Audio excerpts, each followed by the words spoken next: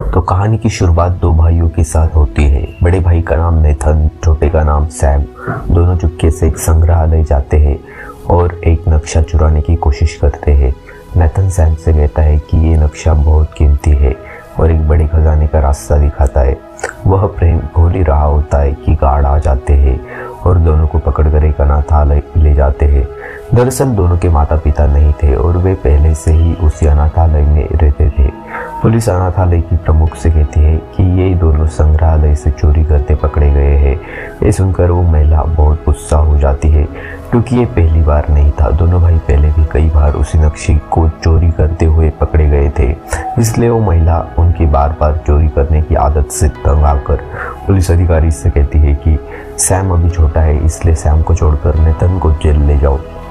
क्योंकि बार बार समझाने के बावजूद भी नेथन चोरी करना नहीं छोड़ रहा था। अब नेथन जेल नहीं जाना चाहता था, इसलिए वो वहाँ से भागने का फैसला करता है।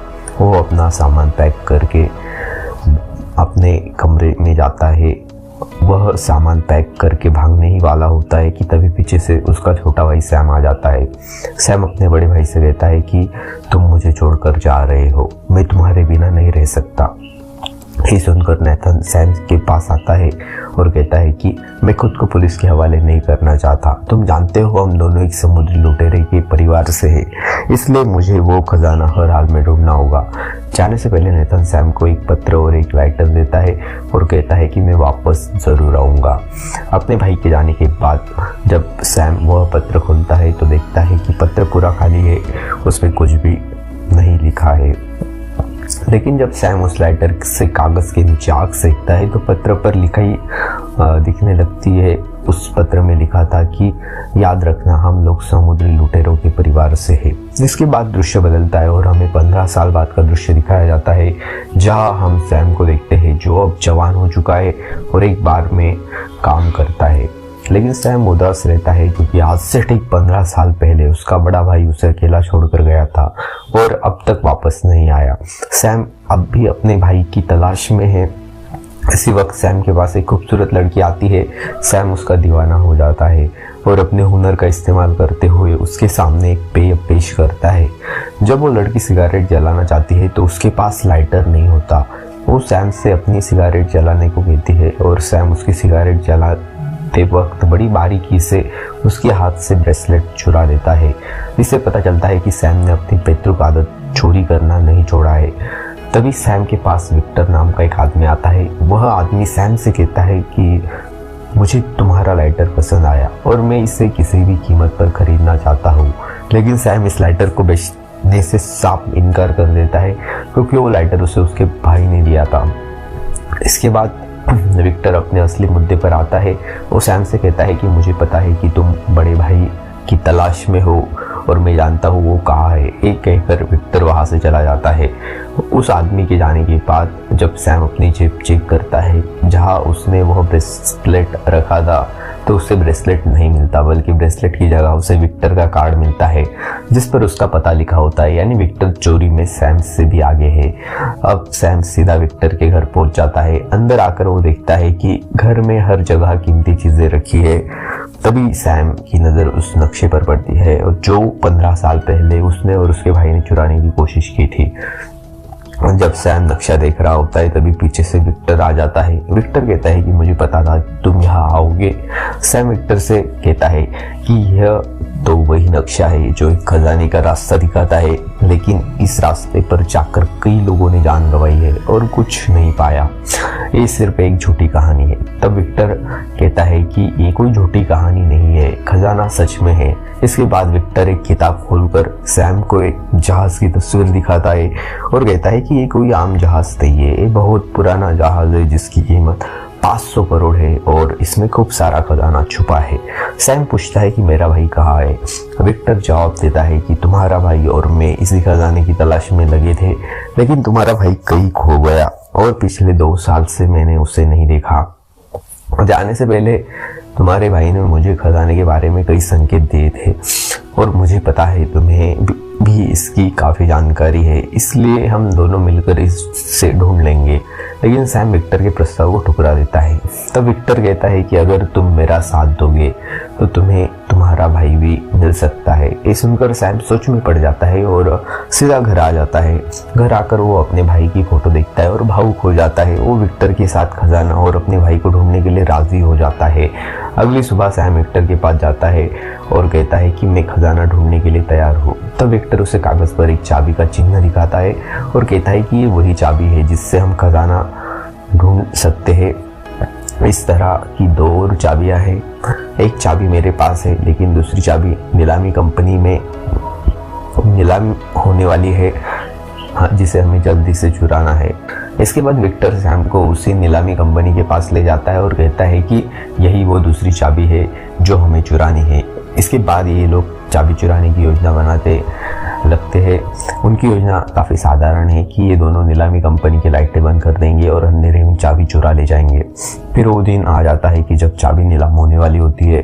दोनों नीलामी कंपनी में पहुंच जाते हैं। योजना के अनुसार जब सैम लाइटें बंद करने कंट्रोल रूम में जाता है तभी सुरक्षा गार्ड आ जाते हैं और उसे पकड़ने लगते हैं। सैम खुद को बचाता है और भागने लगता है। सुरक्षा गार्ड उसका पीछा नहीं छोड़ते। तब सैम खुद को बचाने के लिए छत पर लगी लाइट से लटक जाता है और इन लाइटों की मदद से फर्श के एक ओर से दूसरी ओर पहुंचने की कोशिश करता है। इस दौरान नीचे मौजूद सभी लोगों की नज़र सैम पर होती है और इसी मौके का फायदा उठाकर विक्टर गार्ड के कपड़े पहनकर चुपचाप चाबी चुरा लेता है। लेकिन जैसे ही विक्टर वहां से निकलने वाला होता है तभी लैला नाम की एक लड़की आती है। वह विक्टर के गले पर चाकू रख कर कहती है कि ये चाबी मुझे दे दो। तभी वहाँ कुछ गार्ड आ जाते हैं। गार्ड देखते हैं कि एक लड़की ने एक गार्ड के गले पर चाकू रखा है क्योंकि विक्टर ने गार्ड का सूट पहना हुआ था। तब गार्ड विक्टर को अपना साथी समझकर लैला को पकड़ लेते हैं और विक्टर आसानी से निकल जाता है। बाहर उसे सैम भी मिल जाता है। दोनों एक कार में बैठकर वहां से निकल जाते हैं और सीधे बार्सिलोना पहुंचते हैं। यहाँ उनकी मुलाकात फ्रेजर नाम की लड़की से होती है। फ्रेजर विक्टर को पहले से जानती है। यहाँ फ्रेजर और विक्टर की बातों से सैम को पता चलता है कि दूसरी चाबी विक्टर के पास नहीं बल्कि फ्रेजर के पास है।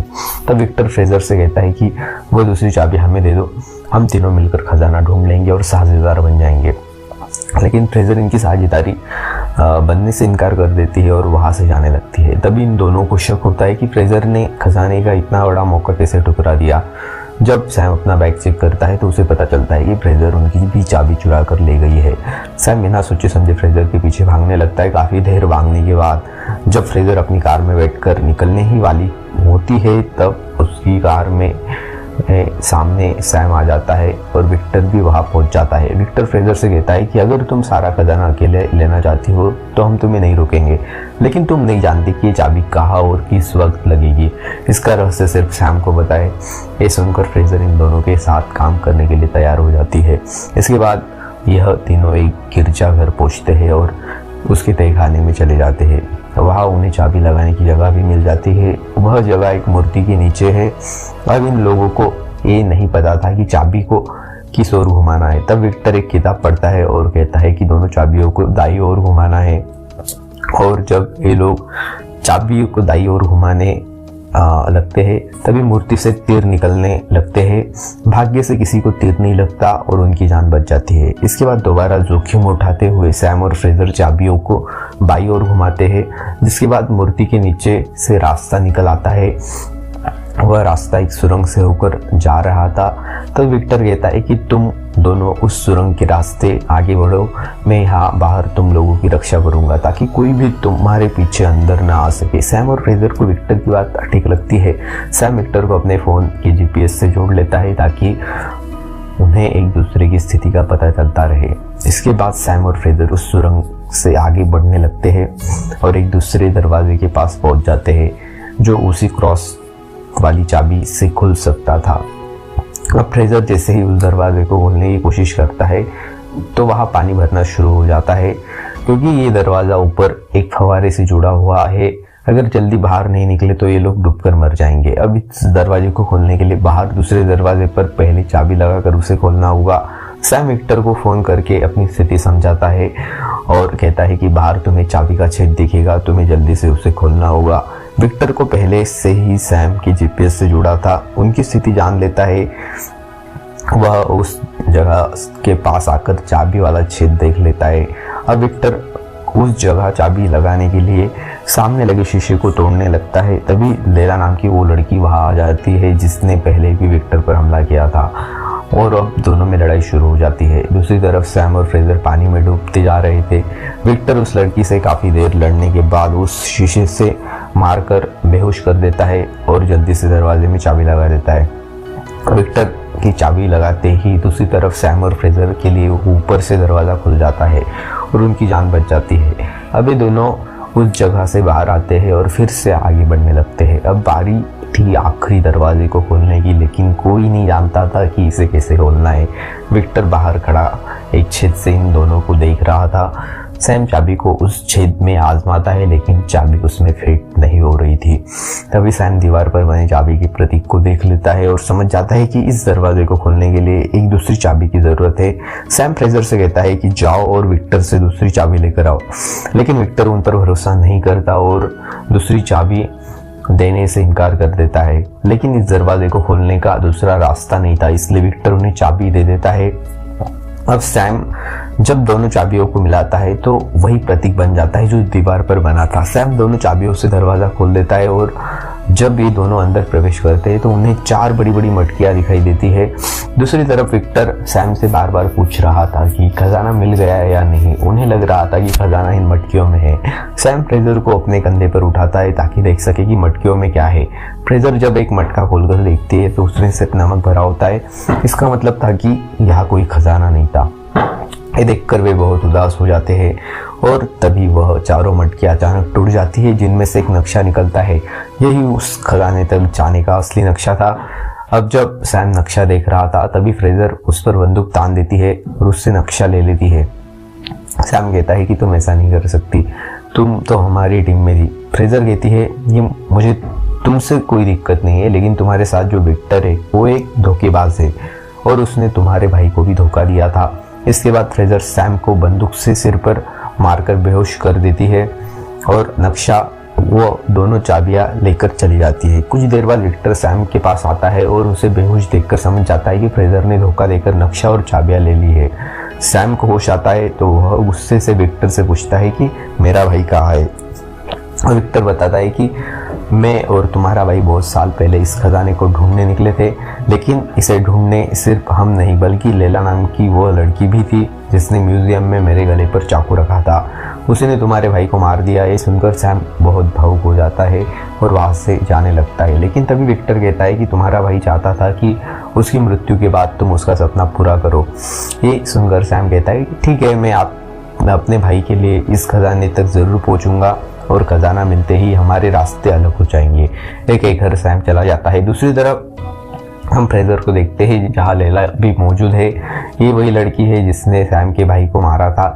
यहाँ पता चलता है कि फ्रेजर और लैला दोनों एक ही आदमी के लिए काम करती है। फ्रेजर अपने मालिक को नक्शा और चाबियाँ दे देती है।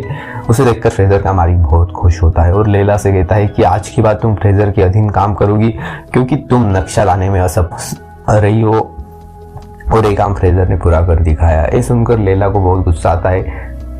इसके बाद उनका मालिक अपनी पूरी टीम के साथ खजाने की तलाश में एक विमान में बैठकर निकल जाता है और सारा ज़रूरी सामान भी साथ ले लेता है। उसका मालिक काफ़ी खुश था क्योंकि उसे बहुत बड़ा खजाना मिलने वाला था, लेकिन उसे पता नहीं था कि ये खुशी कुछ ही देर की है। लैला बहुत नाराज़ थी क्योंकि वो कई सालों से अपने मालिक के लिए काम कर रही थी, लेकिन अब वह फ्रेजर के अधीन काम नहीं करना चाहती थी। तभी लैला अचानक पीछे से आकर अपने मालिक का गला काट देती है।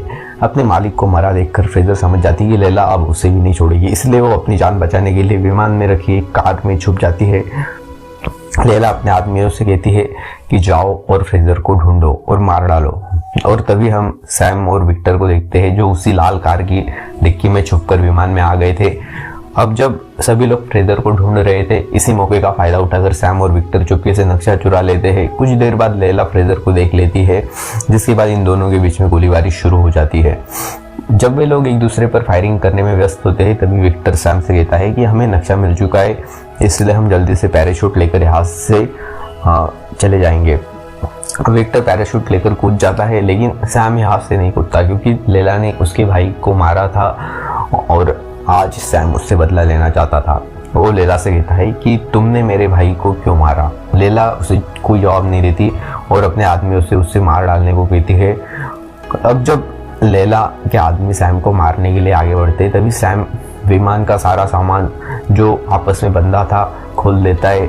जिससे विमान का सारा सामान बाहर गिरने लगता है। अब सैम भी पैराशूट लेकर कूदना चाहता था, लेकिन तभी उसका एक पैर रस्सी में फंस जाता है और वह सामान के साथ हवा में उड़ने लगता है। लेकिन वह जैसे तैसे दोबारा विमान में आ जाता है। पर तभी फ्रेजर जो कार में छुपी हुई थी वह उसी कार को लेकर हवा में कूदने वाली होती है और उसके सामने सैम आ जाता है। वो टक्कर मारकर उसे विमान से गिरा देती है। अब जब वह दोनों नीचे गिर रहे थे तभी फ्रेजर सैम से कहती है कि जल्दी पैराशूट खोलो, लेकिन सैम ने कोई पैराशूट लिया ही नहीं था। इसलिए वो दोनों एक माल के बक्से की ओर कूदते हैं और वहां जैसे तैसे उसे पकड़ लेते हैं। सैम उस बक्से का पैराशूट खोल देता है और दोनों समुद्र में गिर जाते हैं। इसके बाद वे दोनों समुद्र के किनारे पहुंच जाते हैं। वहां पहुंचकर वे एक होटल में ठहरते हैं और रात को नक्शा समझने की कोशिश करते हैं। लेकिन फ्रेजर को कुछ समझ नहीं आ रहा था, इसलिए वो आराम से सो जाती है। सैम पूरी रात मेहनत करता है और चाबियों का इस्तेमाल करके खजाना का जो स्थान था उसे जान लेता है।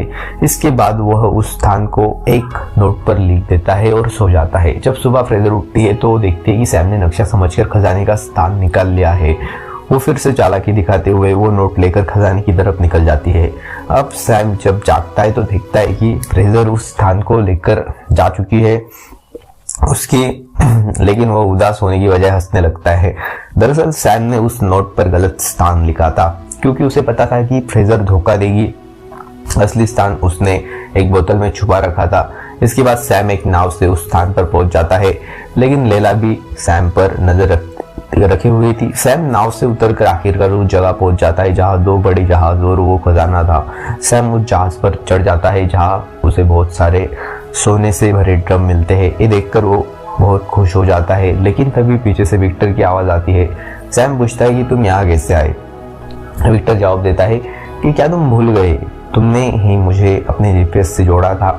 इसके बाद वे दोनों सोना बैग में भरने लगते हैं और तभी लैला अपने लोगों के साथ वहां पहुंच जाती है। इन लोगों को देखकर सैम और विक्टर जहाज में छुप जाते हैं। लैला जब जहाज पर इतना सोना देखती है तो उसकी आंखें फटी की फटी रह जाती है। अब अगर वो चाहती तो सारा सोना ले जा सकती थी, लेकिन उसके मन में लालच आ जाता है। वो अपनी पूरी टीम को बुलाती है और दोनों जहाजों को हेलीकॉप्टर से उठाकर ले जाना चाहती है, क्योंकि जहाज भी करोड़ों के थे। लैला हेलीकॉप्टर से दोनों जहाजों को उठा लेती है। अब विक्टर और सैम भी जहाज से बाहर आ जाते हैं और जहाज छीनने की कोशिश में लग जाते हैं। वे दोनों लैला के गार्ड से लड़ने लगते हैं। सैम एक गार्ड को खूब मारता है और वे गार्डों को जहाजों से नीचे फेंकने लगते हैं। काफी देर लड़ने के बाद एक जहाज पर कब्जा कर लेते हैं।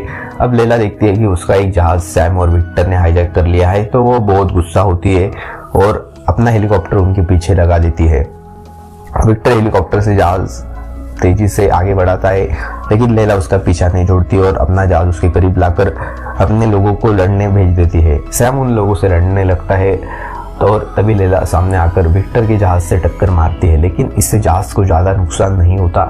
इसलिए लैला दोबारा पीछे जाकर फिर से पूरी गति से टक्कर मारने आगे बढ़ती है। तभी सैम जहाज पर एक पुरानी तोप देख लेता है और उसमें बारूद भरकर लैला के हेलीकॉप्टर पर हमला कर देता है, जिससे उसमें आग लग जाती है और वो एक पहाड़ से टकरा जाता है। लेकिन टकराने से पहले लैला अपने जहाज से कूदकर विक्टर के जहाज पर आ जाती है और वहां से एक बहुत बड़ी चेन समुद्र में फेंक देती है, जिससे जहाज और हेलीकॉप्टर आगे बढ़ नहीं पाते। अब सैम और लैला के बीच लड़ाई शुरू हो जाती है। सैम कमजोर पड़ रहा था, इसलिए वो रस्सी के जरिए ऊपर विक्टर के हेलीकॉप्टर में चढ़ने लगता है, लेकिन लैला भी उसके पीछे आने लगती है। लैला बहुत गुस्से में थी और वो सैम को मारने ही वाली थी कि तभी विक्टर अपना सोने से भरा बैग उस पर फेंकता है, जिससे सोना और लैला दोनों पानी में गिर जाते हैं। उन्हें लगा कि लैला मर गई है, लेकिन ऐसा नहीं था। लैला अभी भी जिंदा थी, लेकिन अभी वो जहाज जो हेलीकॉप्टर से लटका था उसकी रस्सी टूट जाती है और वो सीधा नीचे गिरकर लैला को कुचल देता है, जिससे आखिरकार लैला की मौत हो जाती है। विक्टर सैम को हेलीकॉप्टर में खींच लेता है। अब वे दोनों ऊपर से देखते हैं कि वो जहाज जिसे वो महीने से ढूंढ रहे थे उनकी आंखों के सामने पानी में डूब रहा था और वे कुछ नहीं कर पाते। कुछ देर बाद वहां पुलिस आ जाती है और वे समझ जाते हैं कि सारा सोना अब सरकार का हो गया है। विक्टर इतना बड़ा खजाना हाथ से जाता देख थोड़ा दुखी होता है। तब सैम कहता है कि दुखी मत हो, और फिर अपनी जेब से सोने की सिल्लियाँ निकालने लगता है। ये देखकर विक्टर बहुत खुश हो जाता है और फिर दोनों खुशी खुशी चले जाते हैं। फिल्म के अंत में हम देखते हैं कि एक मोटर बोट से विक्टर और सैम का पीछा किया जा रहा है, जो कोई और नहीं बल्कि फ्रेजर ही है, जिसे सैम ने बेवकूफ़ बनाया था। इसके बाद हमें एक जेल दिखाई जाती है जहाँ सैम का बड़ा भाई मरा नहीं, वो अभी भी जिंदा है और एक जेल में है। इसी के साथ ये कहानी खत्म हो जाती है। दोस्तों, अगर आपको ये वीडियो अच्छी लगी हो तो इसे लाइक जरूर कर देना। इसी वीडियोस के लिए आपको चैनल को सब्सक्राइब जरूर कर लेना है। तो मिलते हैं अगली वीडियो में।